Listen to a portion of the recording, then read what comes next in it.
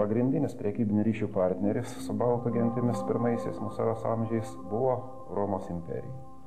Romos imperijos Padunojos provincijos turėjo netgi prekybinius centrus, kurių pirkliai, matyt, palaikė pačius glaudžiausius ryšius su baltų gentimis aplamai ir turbūt su baltų gentimis gyvenusiamis Lietuvos teritorijoje. Prekybinių ryšių palaikymui didžiulę reikšmę turėjo vadinamasis Gintaro kelias, kuris prasidėjo romėniškose Padunojo provincijose, konkrečiai Karnunto mieste. Iš ten, matyt, prekybinės ekspedicijos keliaudavo į Baltijos jūros pajūrį pargabenti gintaro.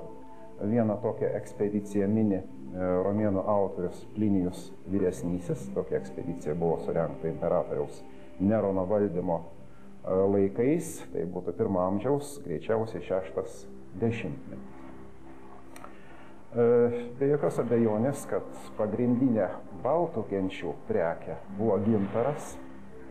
Iš Romos imperijos provincijų į Lietuvos teritoriją yra patekę keletas žalvarinių indų. Vienas toks indas yra rastas dar prieš karą Veršvų kapinyno labai turtingame moters kape. Taip pat į Lietuvos teritoriją iš Romos imperijos provincijų, konkrečiai iš minėtų Padunojos provincijų, yra patekusios žalvarinės didžiulės segės.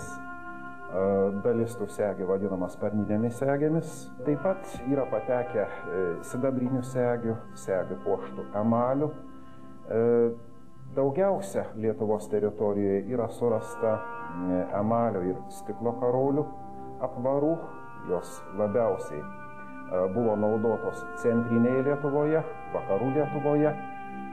Na ir be jokios abejonės, kad turbūt tokia įdomiausia importo dalykų yra Romos monetos, kurių daugiausiai yra surasta Lietuvos pajūryje.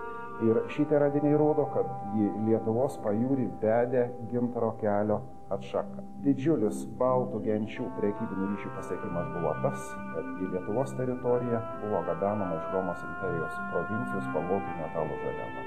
Reiškia žalvaris, sidabras ir be jokios abejonės auksas.